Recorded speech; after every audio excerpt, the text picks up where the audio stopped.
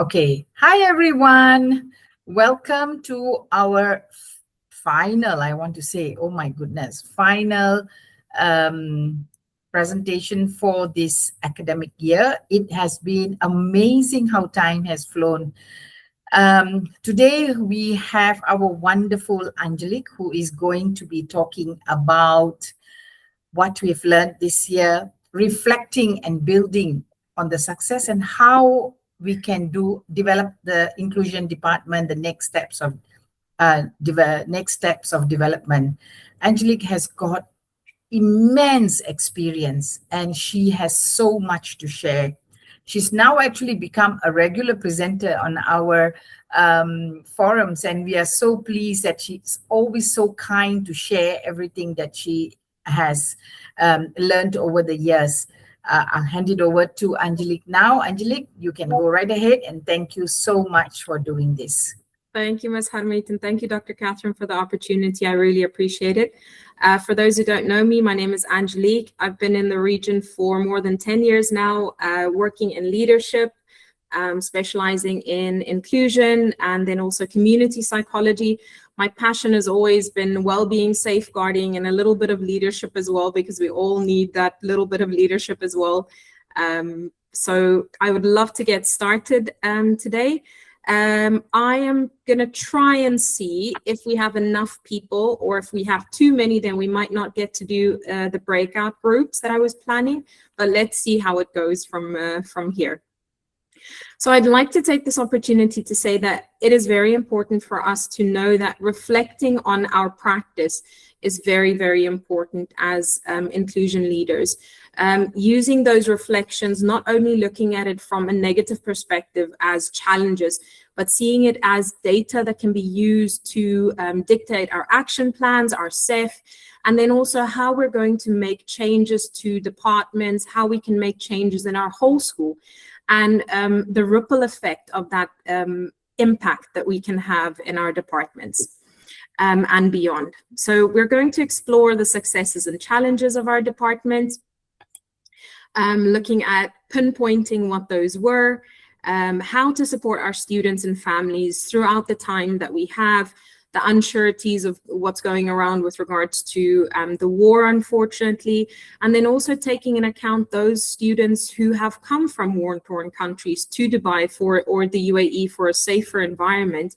What impact does that have on them and how we can support them?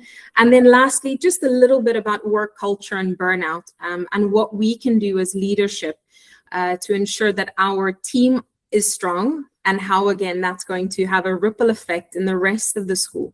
Because I do feel like inclusion, safeguarding, and well-being were such a core element to what a school needs when it comes to student support and well-being overall.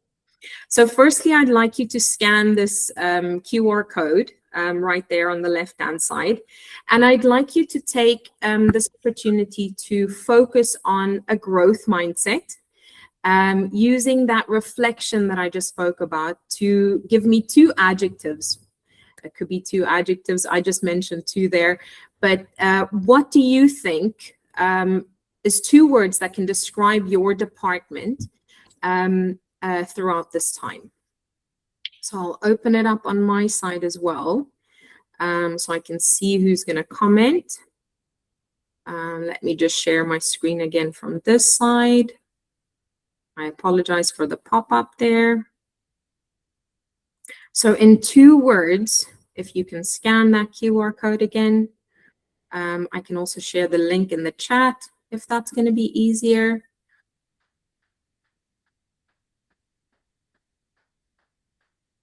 How can you describe your department in two words? I've added the link to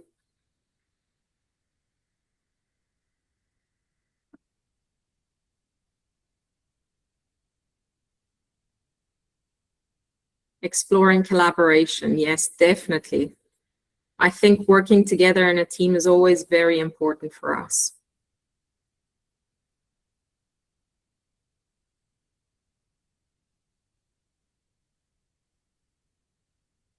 What else? Anyone else?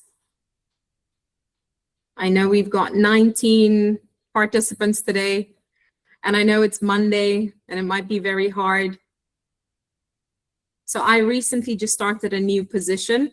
So I feel like I'm still a little bit new as to how to judge the department or the words that I can use, but I can definitely say resilience has been one of the things that has been trickling through for us in our department. And just looking on the bright side of life, doesn't matter what comes our way, we kind of go, meh, let's see what happens. Anyone else feels like sharing? You can also please comment if you'd like to say it verbally. Ms. Harmeet, I don't know if everyone has the opportunity to speak, but if someone feels like they want to share it verbally, that's great as well. I'm not sure, Angelique, as well. I don't know if they can maybe chat in the chat. Put it in the chat. Contribute in the chat. 2 words that can describe your department at the moment.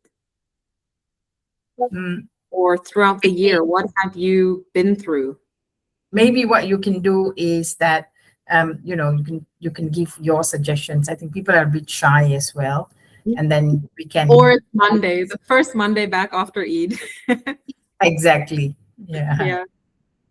But that's perfectly fine. I can go on. I know it might be a little bit challenging for everyone to share their thoughts and feelings, but it is something that can be a small activity where you can just see what worked best for you in your department. Okay, I'm just checking everyone can see my screen. Yes. So the 2 words might differ from person to person. So it doesn't matter what my words are. One of my words I said was resilience. But what other words can you think that would describe your department? It doesn't necessarily have to be positive. There aren't always positives, but this is going to be a reflection activity in leadership for you as well, to work on something that I'm going to talk about a bit later called locus of control. And that is something that's very important as transformational leaders in inclusion, what we can do to enhance our vision of what we see our department going to be. So there are 2 types of control. The psychological theory stems from knowing yourself, but also knowing how things around you impact you. Okay, so if you are a transformational leader, instead of looking externally, what is influencing you negatively externally, we look internally to make sure that we come up with progressive ideas, productive ideas, solution-oriented focuses to make sure that our department becomes stronger throughout the times that we work with the parents, the students, and the rest of the staff. We've got 4 weeks left, but what can you do in these 4 weeks to reflect on your whole year, and what steps are you going to take next year to improve that locus of control for your external or for your internal development, not just how you see yourself, but the impact that you can make as a leader. So the out of my control follows also, or in my control, out of my control, locus of control theory follows closely the Carol Dweck model of growth mindset. So how are we going to, even if we can't control the external elements, so for example, I can always say this is something that inclusion teachers and SENCOs highlight, is resources. Our resources are the biggest thing that always either hinders us or it can enhance our department a lot. But what else can we do if we don't have resources? How are we going to think more solution oriented? So my advice would be take it 1 step at a time. Small steps can equal big achievements at the end of the day. And if you think about how you support parents as well, just you giving them a phone call, following up, saying, hey, how is your son? How is your daughter? That small step shows them that you care, and it can yield big achievements later on. So this is a resource that I've created recently, 4 reasons why locus of control can impact your leadership style. And I've broken it down into these 4 categories so that we can look at it from a perspective of, if you think about your circles of the bioecological model, if I can put it that way, things that control or that influences a child's life or your life if you put yourself in the middle, But what is the circle of concern and the circle of influence? The circle of concern are our challenges that we might not be able to face head on. These are the challenges that sometimes we can move through, but some of them stay consistent throughout our time. But also the cycle of influence. What are you doing to change that? What are you doing? What is your influence and your impact bringing to your school or to your department or to the people that you come in contact with every day? So we can look at the reason for a locus of control and how it impacts our leadership. It drives accountability and ownership, not just for us, but when we impact others, they see that there's a shared accountability and shared efficacy throughout our school. We want to build and strengthen transparency, communication, and that shared accountability and efficacy. That is something that we can influence, something that we have control over, and our attitudes and our determination really plays a big part in that. How we build resilience on the other side. Setbacks are seen as opportunities. Like I said, we shouldn't see the negatives just as, oh my goodness, it's the end of the world, like I always tell my students. We make sure that we see it as points of data to use and to use to our benefit. Strengthen yourself, strengthen your action plan. Even if it is a wish, something you know that might not happen today in your school, but that small step that you take forward to say, I know that this is a challenge in our school, but these are the small steps that I'm going to take in order to impact that for future reference. How can your momentum or the momentum that you have influence the actions that you're going to take during these tough times? It's not just about you building resilience, but it's about you modeling how we are resilient as a team throughout. And I think that a lot of us have been very resilient throughout this time with the war going on and online learning and parents leaving the country. So I'm still at the moment where we do hybrid learning and then students in the classroom. It's very, very hard for us sometimes. And then making sure everyone is happy, because we don't just have the students on our shoulders. We have the parents, we've got the rest of the staff that we also support. So how are you building resilience, but influencing resilience as well in your school? Then how are we proactive, innovative, and solution oriented? So your locus of control again is how you react to certain things. Now, I'm very happy to say that when I did some research on this, when I was writing this up, it said that the research indicates that internal locus of control and a growth mindset contribute so much to leadership that there's a big, big correlation between being proactive and adaptable, but also making sure that you still have the knowledge and skills that you have, and then also confidence. Using your knowledge and skills with confidence throughout the school can impact that influential circle that you want to create with locus of control. And then fostering employee empowerment, making sure that you stick to your professional learning communities, giving an opportunity for other teachers to come forward, making sure that the environment that you set feels safe and relaxed enough so that they can say, yes, I have a problem, can you help me? Instead of them avoiding us sometimes, or making sure that they say, oh no, there's nothing wrong in our department, or there are no inclusion issues in my classroom. What are you doing to create that influence and that safe environment where they can learn from you? I have this in a Padlet that I can share with you as well if you'd like to use it and read it later. So I'll share that with everyone a bit later that I've created. So the Gibbs model of reflection is something that I'd like to share with everyone today, where you go through the stages of reflection in order to make an action plan, create an action plan, or just have it in the back of your mind. These are things that still need to happen. So describing the challenge that you face, describing the positive things as well, and then feelings associated with that.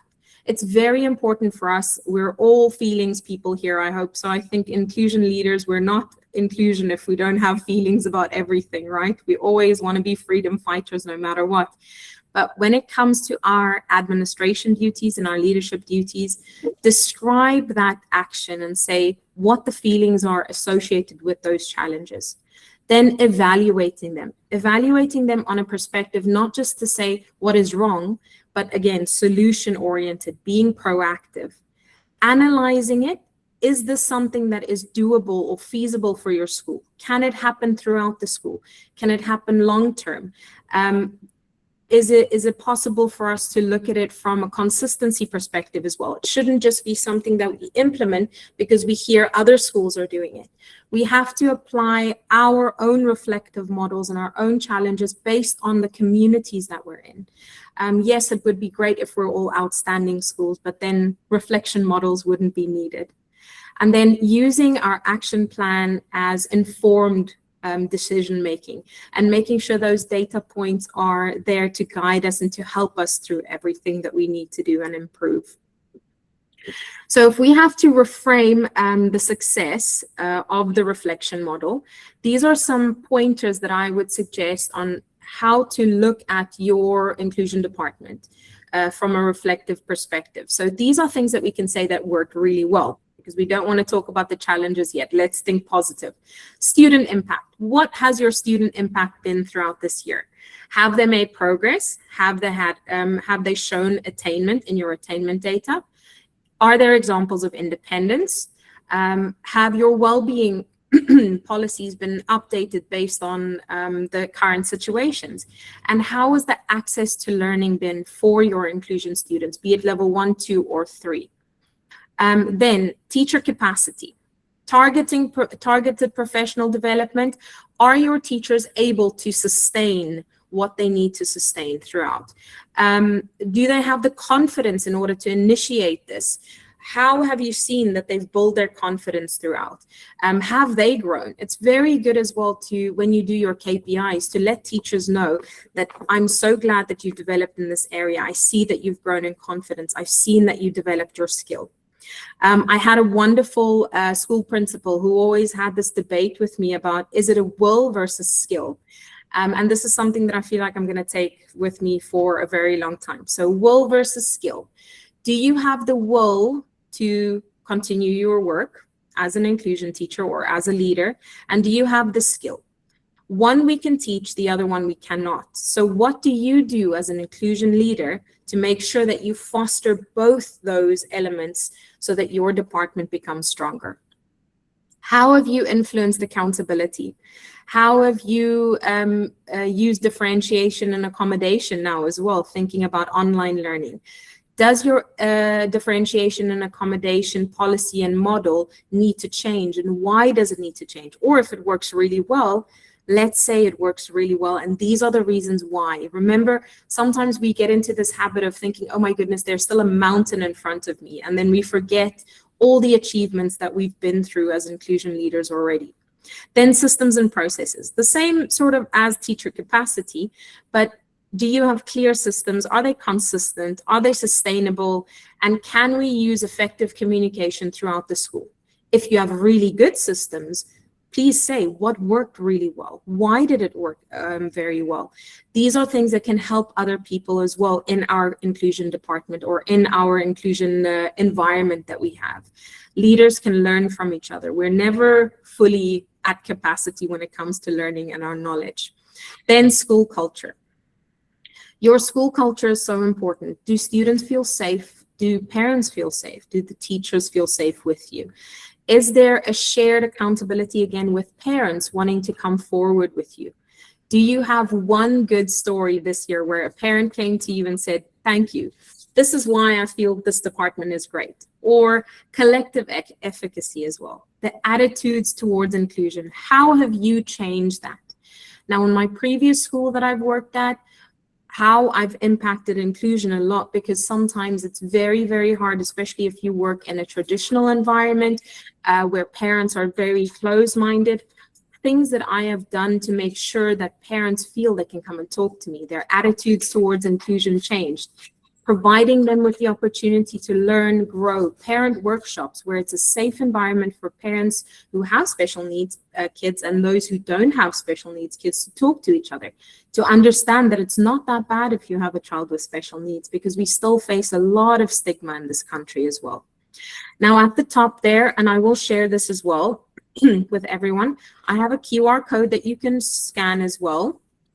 For the what did success look like for you in your department? We do not have to do that or as a group yet if you don't want to, because I know it's Monday for everyone. But I've also added the 4 reasons why locus of control is important in leadership, and I will share it here in the chat box as well. What does success look like for you? So you can see it in the Padlet there. And I hope that that is useful for the inclusion leaders that are currently in this forum today. Then I'd like you to, when you go through those, what did success look like in your school, think about the positives. So what worked really well? These are important as well, because again, we tend to sometimes just look at the negative. What worked really well? Are you wanting to move from a good school to a very good school, very good to outstanding? Yes, your processes are working really well. What can you do to enhance it? What can you do to make it even better? What worked? Why did it work very well? It worked very well because of collaboration. It worked very well because of systems and procedures in place. So the other thing that's very important, and I've emphasized that as well, is it sustainable and scalable? So again, thinking of your context, your department in the environment that it's in the community that it's in. Are your plans sustainable? Because that's a very, very good question that you have to ask yourself. Not just because it's sustainable, because you want it to be sustainable and the school's curriculum or vision or mission says it should be sustainable, but is it sustainable for parents in the school at that moment in their life or the acceptance level that they're at? And what can you do to change that sustainability? Is it going to be small steps? Hopefully, yes, because big steps, Rome wasn't built in a day, basically. But what can we do to make sure that it's sustainable and scalable later on if you're moving towards that? So what a great quote that I found, success without understanding is luck. Success with reflection becomes a strategy. So again, using our challenges as data in order to drive informed practices to make sure that we're proactive and solution oriented, not just thinking about where I am now, but also thinking outside of yourself in order to grow your department and to enhance it. Now, thinking of some common inclusion gaps, and please feel free to type in the chat if you want to. These are just things that I've come across in my 10, 11 years of being in leadership in the UAE, things that I've come across as an inclusion gap. But it's not been only at one school, it's been throughout the schools that I've been at. But we should see it as data and not failures. So teacher ownership and accountability is one of the things where I have a wide variety of teachers either not wanting to speak to me or not wanting to interact with inclusion. They always think we give them too much work sometimes. Or then on the other hand, I've got amazing teachers where I appoint them as inclusion advocates within their grade or level. And they are my inclusion hope, little points of hope there. Then resources is always something that we need more of. LSAs and ILSAs. Recently, I've come across a lot of teachers and head of inclusions who've spoken to me about the knowledge level of LSAs and ILSAs because of the financial or the salary packages that are offered to LSAs and ILSAs sometimes being very low. We often don't get very high quality individuals. But again, looking at it from a solution-oriented perspective, what can we do, our influence level, to help them achieve what they need to achieve? And again, this probably sounds like a lot of work, but again, we're in this business to make sure that the community as whole, our well-being is in place, and that these individuals who are LSAs and ILSAs, they've chosen this field because they do care about students. What can we do to enhance their knowledge? Not just that they love the child and they're there for the child, but how are we going to make sure that they are used effectively? Then inconsistencies and differentiation. Let's say one teacher teaches one way and another teacher teaches another way, and the child cannot access the learning consistently throughout. What are we doing to ensure that that doesn't happen? Policy versus practice. Some of our policies are amazing and very well written, but it doesn't work in practice. And why doesn't it work in practice? Again, reflecting on what worked and why it worked and why it doesn't work as well. Reactive versus proactive responses. So we're very quick to jump sometimes when things need to happen. KHDA is coming, NIASC is coming, our IB inspections are on the way, or our DSIB is coming on the way. What are we doing to make sure that our reactive responses are also proactive? Because yes, it's very good to be reactive, because that means that you are thinking on your feet. But what makes it proactive in that sense? There's sometimes too many reactive responses and not enough proactive. Parent engagement and understanding is one of the big things throughout. Doesn't matter if the child has been living with autism for 10 years, 16 years, 14 years, there's always parents that can do with more support and more understanding from our side. What are we doing to help our parents in our community as well? Then staff well-being and capacity. There's been a lot of schools who've spoken to me about not having enough inclusion support, too many students in the school, not enough support. And what can we do to change that? That might be a question for our senior leadership teams, but what can we do to show the data or present the data to our senior leadership to say, listen, this is what we need in order to enhance our department, in order to get from the good to the very good, or the very good to the outstanding. We need more support in our department. And what does that data look like? Then SLT, accountability and impact. So one of the things that I learned from a DSIB inspector once was that she's so happy that she sees the school principal and myself working so well together with regards to support, accountability, and the impact that inclusion has throughout. But she doesn't see that consistency with all the other leadership members in the school. And that is something that we took on board. We used that data and we did more training with senior leadership. We wanted them to also feel part of where they can help a little bit more in inclusion department. It's not that we want them to take over our jobs, or we want them to be more understanding if that's not their go-to method, right? We don't want to change someone's personality, but we want to enhance their emotional intelligence or understanding of inclusion and where we see inclusion for our school.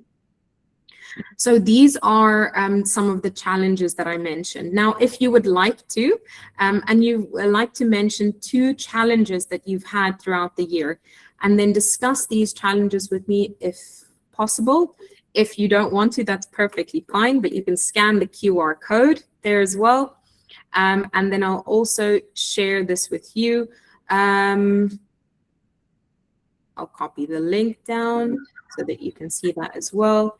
But one of the things that I would like you to add here to the Padlet is thinking about 2 challenges that you think is hindering your progress. What do you believe is the root causes of these challenges? And then how can you be solution oriented? What needs to change, or what can be done to address these challenges? Now, sometimes it's going to be hard because one of the reasons might be resources. You're not in charge of that full-on budget element, or if you are in charge, wonderful, then please add that as well. Maybe restructuring your budget in a way to support. I will add. Hi, Angelique. I'm so sorry I was caught up. I was a bit late. But hi, Dr. Catherine.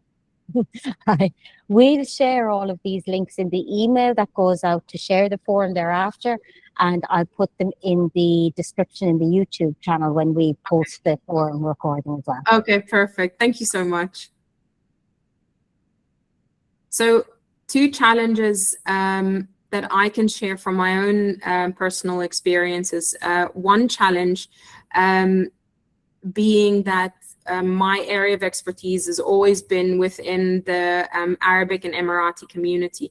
And one of the things that we've been working a lot on in the UAE with regards to policies in government, and also recently I was asked to contribute to the new Saudi Arabia policy on inclusion, is where parents fit into this.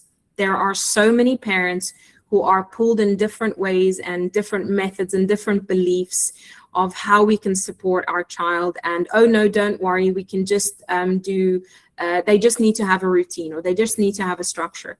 They are missing out on speech, they're missing out on OT or intervention for psychological intervention, CBT, all that kind of thing. These are challenges, or one challenge that I've had a very, very big issue with in the past, where parents feel not brave enough to come forward to say, I've got this problem, or can you help me with my child? That is why I launched the professional learning community for parents in the school that I was in previously, where parents had the opportunity to learn from a specialist. So I had OT, speech, psychologists coming in to share information with them and to make sure that they understand, again, that ADHD is on a spectrum, autism is on a spectrum, learning development is on a spectrum, and that all students and all children don't learn on the same rate. So it's fine if your child is still developing these skills. But what I did was, again, it was a huge challenge, but I took it from a perspective of, it's not that the parents didn't want to engage with us. It's not that they were lazy or horrible parents. They honestly did not know where to go. They did not understand their child's diagnosis. So many parents, especially with the research that I've done before, so many parents have shared with me that doctors and psychologists do not sit down with them to talk to them about the diagnosis from the start, understanding the diagnosis and building on that understanding of what can their child do. In fact, I've had so many doctors who've told parents that their child is not going to amount to anything. Or, I'm so sorry to tell you your child has Down syndrome, they'll never be able to walk or talk. These are things that we are up against, and we have to challenge those thoughts and those feelings and how people see themselves, or how doctors see children. Because a lot of the times, it's wonderful that we have these learned pediatricians and psychiatrists and psychologists, but we also need to tell them about the child's perspective, what the child is going through in school. So our collaboration with those departments are very important as well. And how we're going to move forward with that. I have one response. So building consistent and inclusive practices across the classroom, and then balancing diverse learner needs. Yes, that is a challenge, I'd have to say, especially now with our numbers increasing in our school. How are we going to maintain that again? So I'd like to emphasize areas of development should be seen as data and not failures. What can we do from a proactive, solution-oriented perspective? Now, if we move forward again to the next level of our reflection into action. So if we think about our Gibbs model now, we're around about the 5, 6, 7 area now. So 3 levers of success. So on the one side, we've got adopting a coaching and mentoring model. Instead of telling your staff what to do or telling teachers what to do, show them. Go into the classroom and say, I would love to show you how to teach math to the lower level students, how they can access learning from you in the classroom. You are not in the classroom 24/7 for all the students. So what can you do? You can adopt that that delegation, that modeling, the telling and modeling and coaching method, instead of just delegating. Assuming someone knows is assuming, and we don't want to assume that a teacher already has the skill. They might have the will, but they don't have the skill. So what are you doing to ensure that? Then appoint an inclusion champion. Like I said, my inclusion advocates is something that I was very proud of. So in every grade or every year level, I had an inclusion champion or an inclusion advocate. And I made sure that those teachers were part of our training, part of our discussions, so that when they go back to their year group or their grade level, and it doesn't have to be an HOD for the department or for the year level, but it has to be someone with a want and a need to grow and develop their skills. Appointing that person was a great move for shared accountability, shared efficacy. It also helped the parents understand that if they can't find me or they can't find one of the inclusion teachers, that they can go to Miss Sarah, for example. And Miss Sarah is the inclusion champion. And I know sometimes the vernacular is maybe different. I know Abu Dhabi uses inclusion champion as the SENCO, but it could be that you rephrase the word and you use it in a different way to move forward. Then evaluate the systems and structures again for your processes. Are they clear? Are they consistent? How are you going to make sure that your referral procedures are supported with your communication and with the impact and the support of the senior leadership team as well. Making data-informed decisions. Remember, taking that data and making sure that we use it as proactive and not just as failures or things that we'll never be able to change.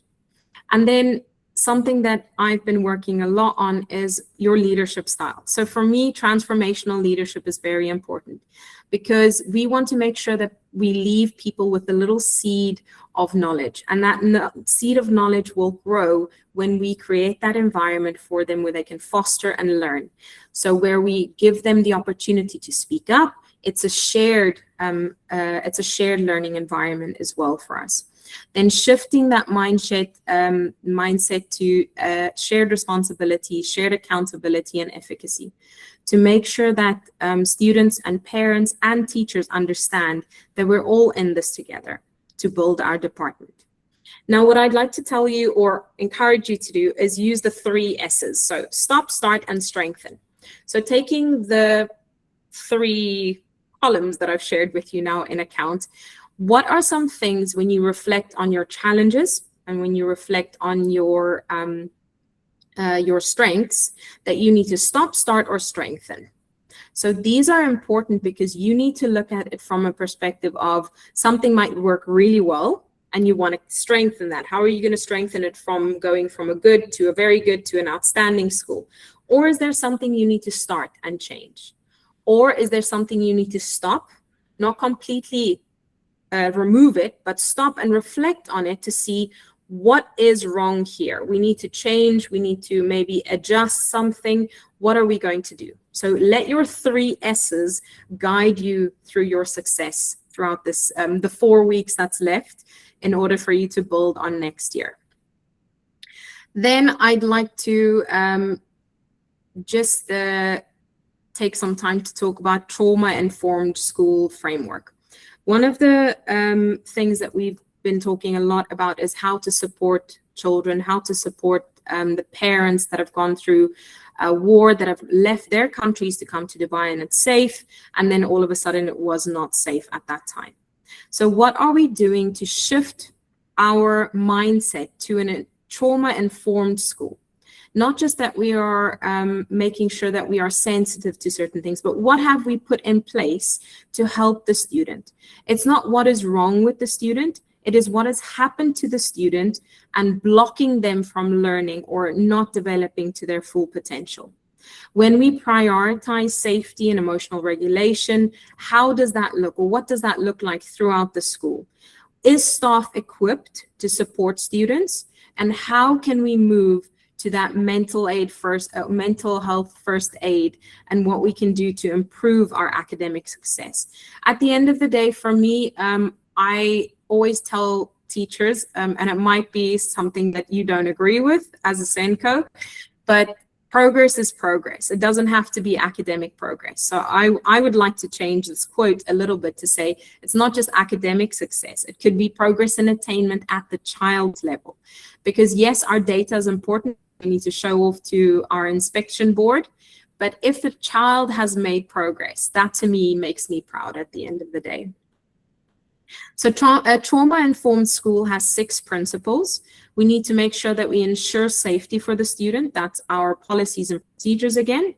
But we need to create a predictable routine for them as well. Make sure that we create a calm and consistent environment for them to make sure that they can build trust, be clear and be honest with the student, use support from their peers as well. If it is someone from the same country as that child, have them talk, create a little support group for one another. Collaborate with other students, give them a choice and a voice, and acknowledge cultural context. That is very important because we do have so many students from different countries and from different war-torn areas. And we need to make sure that they feel safe in our school and acknowledge that cultural context and experiences that they've had.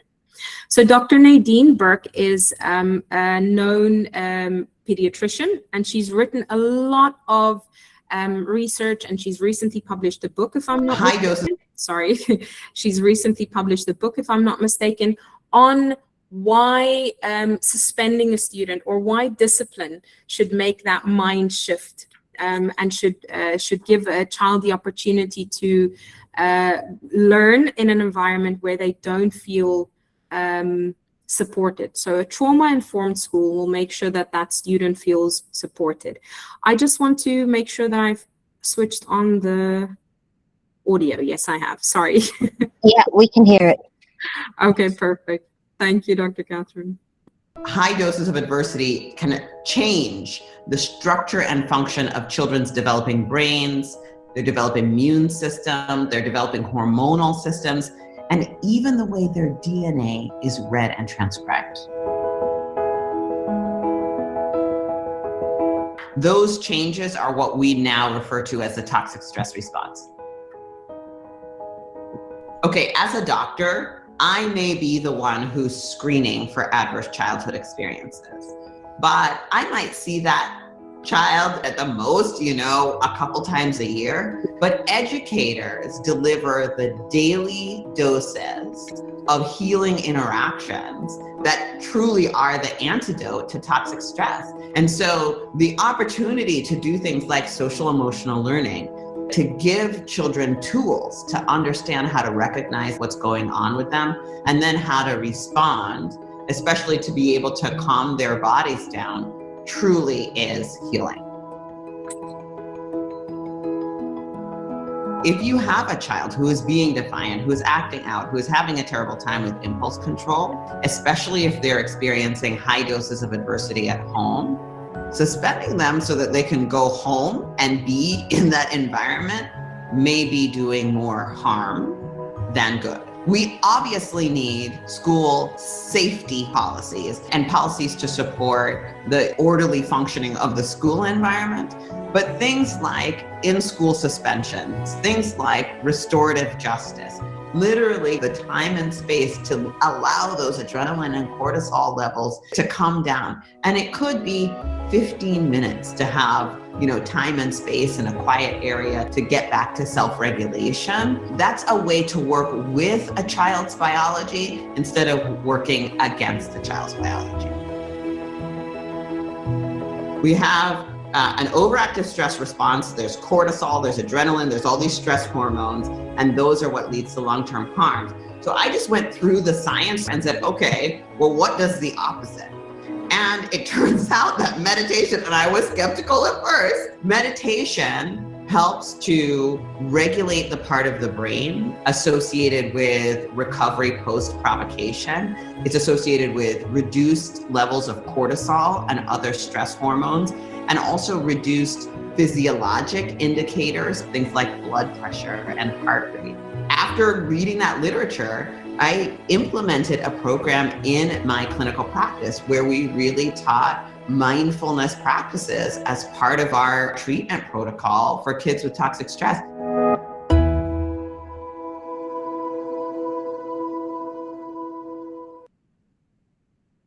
So one of the other things that's important to acknowledge is that MSCW, or our moral, social, cultural well-being sessions in schools, have been on the increase lately.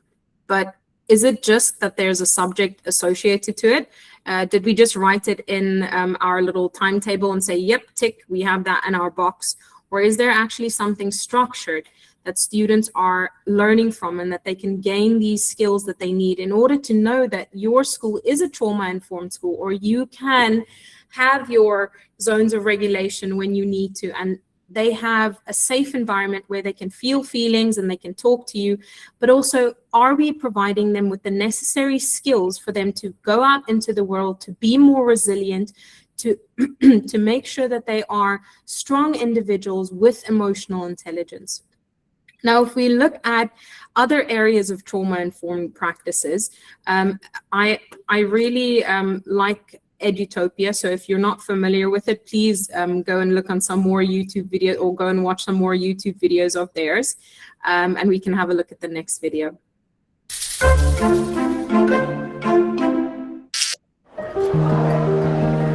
If you're fearful, if you're anxious, if you're distracted about something that's happened to you or your family, you literally can't learn. Your brain shuts down. It's essential to give kids social and emotional tools to go with their intellectual tools. When they walk through the door, they don't leave everything that has happened at the door. They bring it with them.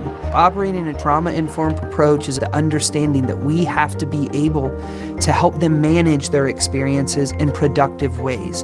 Having that lens makes it less about are they doing the right thing or the wrong thing, and more about where is that behavior coming from? Why is that happening? What can we do about that? Schools are powerful places. That's why it's so important as educators that we don't contribute to the trauma that many of our young people experience day in and day out. It is our responsibility to ensure that schools are places of healing, places where our students can thrive.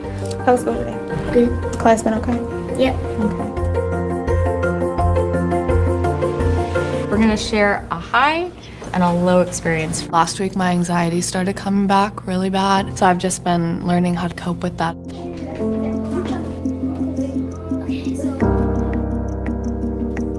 It feels frustrating for me, and I have to take a breath, catch myself. We just struggle a lot in my math class. When a strong relationship exists with a teacher, with a mentor, with an advisor, it actually can reverse the effects of the adverse experiences. Children are amazingly resilient if they get that opportunity for attachment, for comfort, and for problem solving with a caring adult. Good morning, Jolene. We're glad you're here.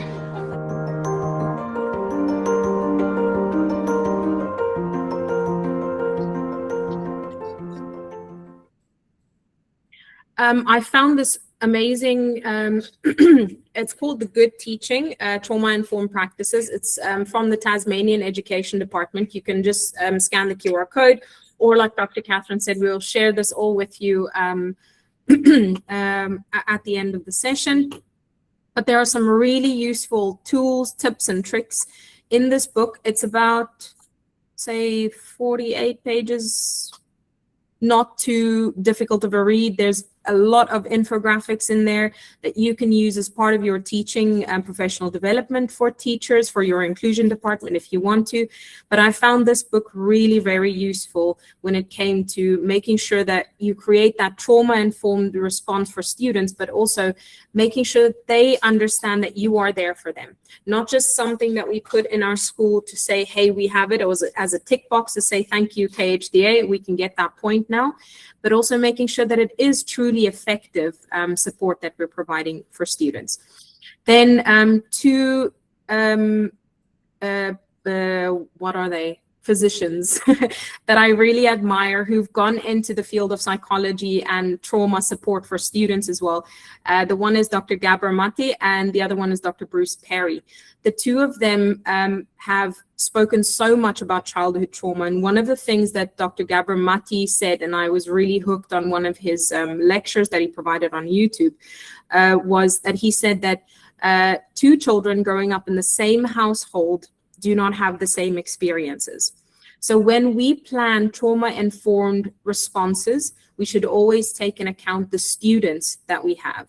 We need to make sure that even though, let's say, both students are from Palestine, or both students are from Iraq, or both students are from whichever country we're supporting them from, that their experiences are not the same at all. They have their own resilience level, their own emotional intelligence, and what we do as teachers to structure that support for them should be unique to them. It should be tailored, it should be bespoke. Lastly, I am going to go into our cultural misconceptions of stress and burnout. So I've spoken a lot now about leadership, and I've spoken a lot about making sure that we help students and parents with trauma-informed responses and how we can support them. But one of the things that we as SENCOs fall into the trap of is working ourselves to the bone, I would say. And then stress and burnout is one of the biggest things that we've seen now, especially with working online and insecurities of, will I go back to school? Will it be online again? We don't know what's going outside. We don't know what's going up in the sky. And that adds to our stress as well, because we've got so many things on our shoulder. I'm thinking about the students that I need to support, my students with anxiety, my students with epilepsy, for example. Can I take them on a field trip? Can I make sure that my parents see that I will protect their child in that environment? Do I trust myself enough to protect them if the alarm goes off? Where are we going to hide? So all these things that play on our minds. So cultural misconceptions that I've spoken about before is, for those who don't know, I'm from South Africa. And there's so many South Africans that don't believe in stress and burnout. It's either you're lazy or you're not lazy. That's it. You don't have something like stress and anxiety or depression and burnout.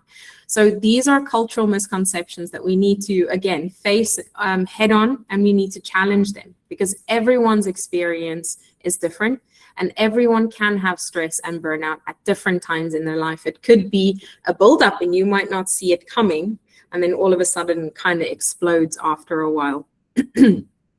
I just want to share two stats here that was very interesting when I did the research on this. 59% of teachers experience mental health difficulties, and 75% of teachers do not have a work-life balance. So now imagine if that's the statistics for general classroom teachers. I am very sure that inclusion leaders have it way worse because we tend to take on everything with our heart, and we tend to want to help the world or take on more than we can sometimes. So we need to make sure that we get the help that we need, if it is asking for help, or even if it is delegating and showing someone what to do and how to support us. But we also need to take time out for ourselves.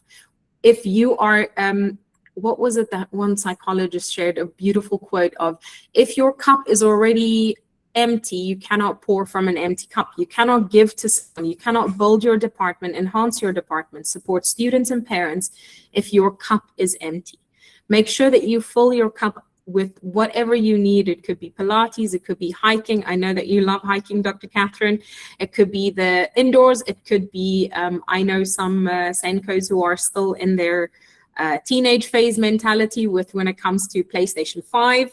I also fall into that category, in the anime category. But whatever makes you happy, to fill your cup, to give when you need to give, because again, you cannot give from an empty cup. So what is mental health? It is a state of well-being when we realize that our abilities come at a peak, basically. Then what is burnout? I'm going a little bit faster through this one because I'm mindful of the time. Burnout comes from exhaustion. It is caused when you feel swamped or overwhelmed. You could also feel affected when you don't necessarily consciously realize that you've got burnout. You might notice you feel more emotional. You might feel that you are physically, your shoulders might be tight. You feel mentally fatigued when you still have enough sleep. That could be signs of burnout that you need to look out for, and what to do when you reach that level of burnout. Now, I would like to just skip this one. So I can emphasize here that Dr. Robert Wick is someone who speaks about burnout, but from the perspective of whole school environments as well. I wish that parents, and I wish that teachers, and I wish that adult children of parents who are going through tough times, I wish they would be willing to pick up when they're really feeling difficulties and look at it. I came home from work one day and my wife said, "Well, how are you doing?" And the usual answer is fine. And I said, "Awful." And I still remember I sat down in the kitchen, I was wearing this old raincoat. And she said, "Well, did something happen today?" I said, "No, I don't think so." And then she said, "Well, why did you say terrible?" I said, "Well, when you asked me the question, I felt like crying." And then I realized that I had, over the day, but also over the week and the month and the year, absorbed people's pain, their helplessness, their ridiculous expectations of me, their fears, their doubts, their questions.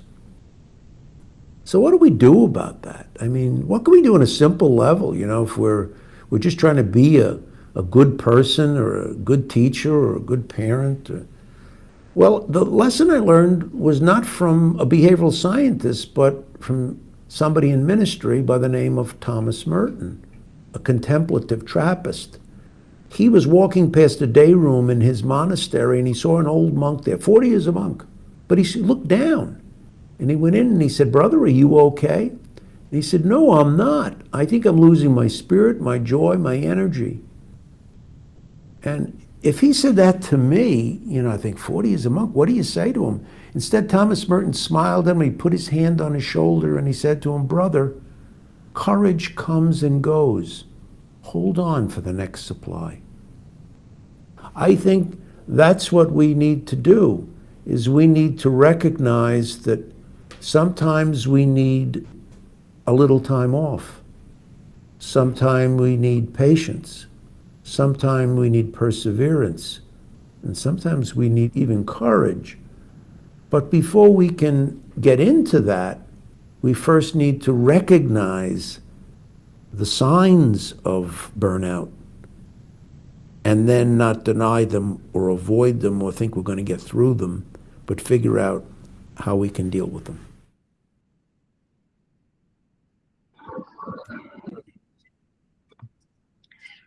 Angelique, Yes. just as a note, there was a psychologist, I can't remember what their name was, I was trying to Google it just now, that was talking about marriage and relationship counseling, but this would be applicable for kids, for the workplace, anything, that when you meet somebody, when you come home from work or when you meet somebody, and that you could set up a kind of like an introductory thing to see how you're doing. So you'd have a rating of 1 to 10. Like, are you really in a good mood? Are you ready to support? Are you ready to engage? Or are you drained? Are you like really tired? Are you feeling down? So rather than saying, "I feel terrible," that as couples, as a sample, the husband and wife would come home and they'd say, "Okay, what number are you today?" And one might say, "Oh, I'm a 7." One might say, "Oh, I'm a 2." So that the one who's a 7 could offer a bit more emotional support, a bit more kind of comfort and care. I know exactly what you're talking about, Dr. Catherine. Yes, it is a wonderful example.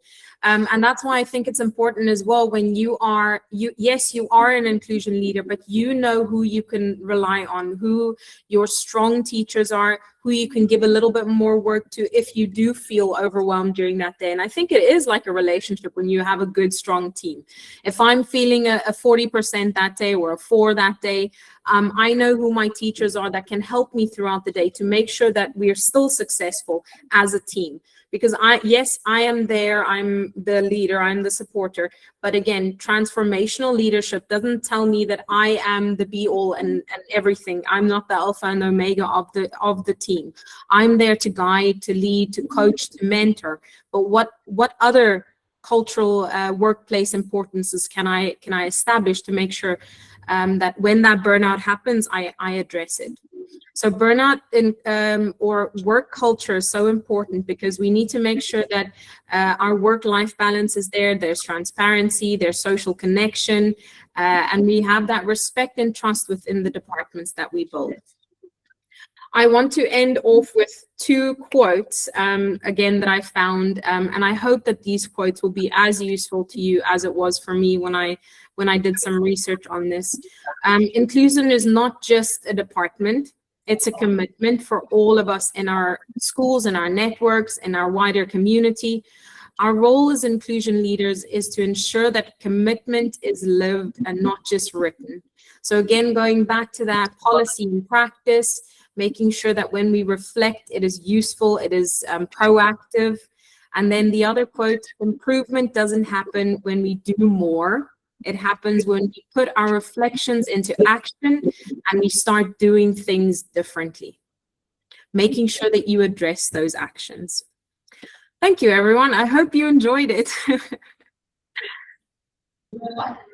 This was really, really interesting, Angelique. Thank you so much. So many tools to take away. We'll share all of them. We'll get the links and we'll share them all when we post the video on YouTube, inshallah, tomorrow.